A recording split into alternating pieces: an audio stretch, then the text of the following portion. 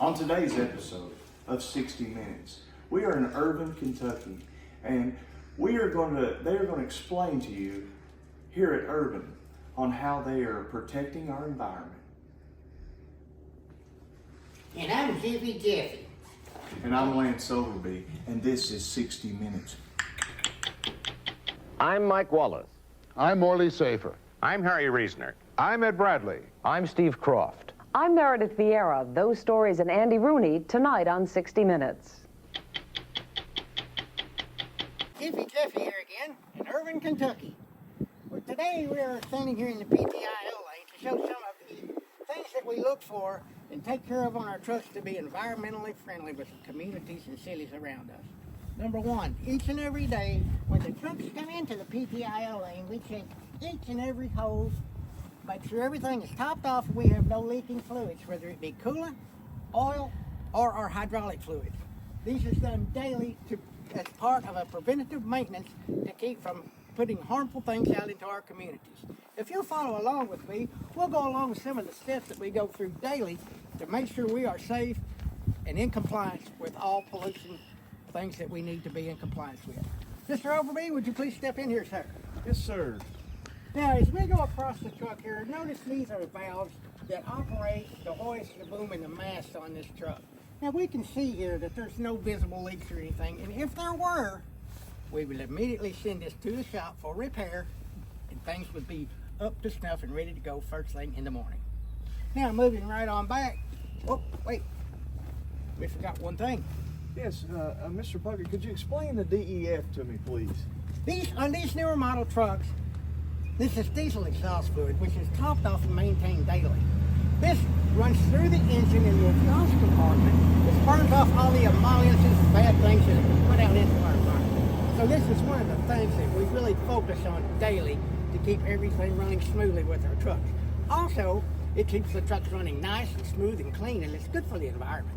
What happens if you don't fill it up daily? You don't want to do that, Mr. Overby. You really don't want to do that, because then you create all kinds of problems, engine problems. You got black smoke rolling everywhere. Chickens flying nowhere. There's nowhere, no telling where. So we don't want that. We want to top these off daily. Okay. So that's one of the, I'm glad you mentioned that, because that's one of the things that's on the newer vehicles. It's really good for the environment. It's environmental friendly. Oh, okay. Okay. Could you explain this to me, Mr. Puckett? Well, this right here, Mr. Overby, this is a hydraulic oil or hydraulic fluid tank. This holds approximately 75 to 100 gallons of hydraulic fluid. If this truck is working a lot, which these guys really put them through their paces, and just say, you run over something and you fracture a hose. This is an immediate shut-off valve that can shut this off and maintains all the fluid within the tank. Now, have you ever seen one of these break? The hoses? Yes. Yeah. Well, you talk about a mess, you've got one. So this is a safety valve. Boom, shuts off all exiting fluids. You have no mess, no fuss, no muck. So what you're saying is if you shut that valve off and you have a hose bust, then all of your mess is going to be staying right here in the tank. Yes, sir. And you're not going to be polluting our environment. Absolutely. Wow. Absolutely. And there's a Wow, lot that's that goes great. into that. Of course, all the drivers, we carry the spill kits and, things like that to clean up our spills with. But like I said earlier, no fuss, no muss. You shut off the valve, you got nothing running down the streets, nothing running in, polluting our streams, our storm drains, or our communities, yards, sidewalks, or anything like that. So this is a very, very helpful thing. And you shut that off, you stop that, you stop the problem. Wow. Great. Thanks, Irvin. We're going to kick it back over to Kyle at Louisville Hauling. Good afternoon. This is Kyle reporting live from Louisville Waste with 60 Minutes to look at the environmental topic on the yard. We've got a roll-off truck backing in a load of MSW. Let's see what's going on. Nicola, what's up? What we got right here? This is the trash load full of metal. Why, what's up? This is solid waste. Okay. Now you know the lifeline that it can be on the yard, right? Like 48 hours or something? No, it's actually 24 hours that it can only be on the yard. And for what reason? Probably just to keep trash from being in our yard. That as well, and not have any, if we had any rain, any storm water or anything like that, as well as keeping animals off our property. Do you by chance know the rules of if it's special waste? 24 hours or what? Actually, special waste cannot be hauled into our yard at all. It must be returned back to our customer. So if we're not able to dump it, you should take special waste back to the customer? That's exactly right, sir. Okay. Thanks for letting me know. So I guess I'll just leave this on my truck for tomorrow morning so I'm able to dump it first thing in the morning so it's not sitting here. Great. Sounds great, Joey. All right, man. Thank so much. You have a good one. Thanks, Louisville Holland. Let's head over to Moorhead. Today we're here on 60 Minutes. We're going to be talking about the environmental impacts and problems, whereas the greenhouse gases have risen over the last 25 years due to flesh-letting cows. We're also going to be talking about the environmental problems that WM has faced. We're here today with Mr. Todd Jolly, leading soilologist. 60 minutes, really. I watched it one time in 30. So, why are fluorescent bulbs bad for the environment? I mean, fluorescent bulbs, you think about it, they're long. They don't make a lot of sense. They're bulbs. But then again, boy, if you throw them in that hopper, man, they make a pop. Oh, no. The mercury in a fluorescent bulb can be released as both dust and vapor if the light is broken. This heavy metal is dangerous to people and animals and easily migrates through the environment in the air, water and soil. I mean, really, I have a degree in aerodynamics. I studied natural and man-made gases, so. Well, why are lead batteries bad for humans and the environment? Well, I mean, we studied them too in school. We didn't have a real problem with the acid, that was for sure. But the battery part, they was quite handy. But I'm sure that if you can chunk them at somebody or whatever. Alright, okay. Both lead and acid can be harmful to humans and the environment. In most states, it is illegal to dispose of used lead acid batteries. Disposal of these batteries to a landfill is harmful, as they may corrode and release lead and lead-contaminated sulfuric acid into the environment. I mean, really, I did get my degree studying the Energizer Bunny, evidently. Well, can you tell me why paint is bad for the environment?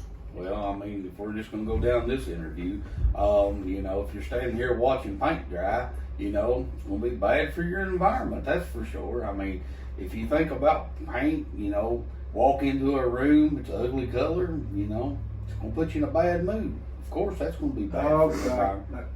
Paint products also contain high VOC content that are hazardous air pollutants. Volatile organic compounds react with oxygen and form an ozone layer in the presence of sunlight. This ozone is thought to be a contributing factor to global warming and air pollution as part of the greenhouse effect. I mean, I guess, you could probably say that too. Well, what about the oil? I noticed there's some oil around here. How does the oil impact the environment? Don't impact mine none whatsoever. Have you ever been to Long John's when they got used oil going on? I mean, that fish is immaculate. It really is. I love it. I mean, I think oil's not an issue. Oh God, is this? Used motor oil is insoluble, persistent, and can contain toxic chemicals and heavy metals. It's slow to degrade. It sticks to everything from beach sand to bird feathers. It's a major source of oil contamination of waterways and can result in pollution of drinking water sources. Never really drunk it, but okay. From all the family here in Moorhead, Kentucky, do the right thing, do the best you can, and show people and the environment that you care. That's great information, Moorhead. Now let's shoot over to Evansville and Winslow. If you're an environmental lover, keep your scrap under cover. You keep the equipment out of the rain, you keep the water out of the drain. Remember, before you spray, back it in the bay. It's a big deal to make sure you have a tight seal. We pick up the litter snappy to keep the environment happy. Here at WM, we always do things right and keep a spill kit on site. Those are some fantastic tips to help keep our landfill from negatively impacting the environment. Let's head over to Elise Eads at Blackfoot Landfill. Elise? Hi, my name is Elise Eads and I'm here at Blackfoot Landfill. Here behind me we have our 10-acre mining field that we made especially for fly ash. We have our 2 layers of insulation to protect the environment, including rock, soil, and different things. This protects our environment from the harmful chemicals that is fly ash. Here too you'll see our operators pushing the fly ash to the very end of the mining field. We need to protect our environment and make sure that our fly ash is properly disposed of. Thank you. Thanks for the reporting, Elise. Now we're going to head over to David McGee at Outer Loop. A bottle here, some garbage there. It might not seem like much, but it all adds up. And when we can't manage that waste appropriately, we end up with huge implications in terms of litter in the environment. Waste management is no stranger to litter. They see it every day on their sites. Maybe not in terms of traditional ways like people throwing garbage on the ground, but spread in different ways like wind, animals, or simply falling out of vehicles that are heading to the active face. I spoke with Senior District Manager Marie Burnett to get some information on how Waste Management handles litter on their sites. What is Waste Management doing to help fight litter and its impact on the environment? Well, we do several things. One is we use litter fence all around the landfill. We move it with the working face, depending on where it is. But we do have a lot of litter fence that is mobile as well. Big, tall fence, so we use that. We do cover nightly, so the waste doesn't blow around. So every night it's covered with a tarp and or another material that's approved by the state.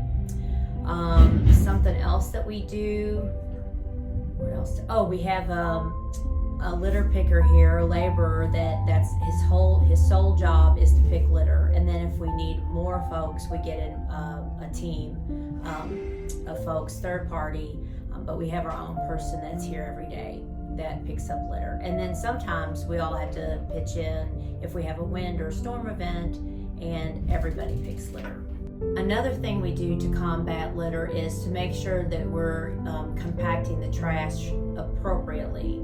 That's very important for the dozer to feed the compactor, and then the compactor compacts the trash. Then there's less loose material to fly around and to get in waterways, our wetlands, etc. How can litter from our site or just litter in general impact the environment? So we want to keep litter, and depending on what kind of litter it is, it can affect wildlife. It can get into all our tributaries, and we don't want that to happen. Plastic bags, plastic strapping, very detrimental to wildlife, gets wrapped around their necks or feet, all kinds of things. And then depending on what kind of litter it is, it can also pollute waterways. And that's something that we don't want to have happen. So that's why we take all these other measures to keep the litter out of our streams and our rivers and even our ponds. So as you can see, it's very important for us to do our part here at Waste Management to keep the environment safe and protect it for future generations to come. I'm David McGee with 60 Minutes. We'll see you next time.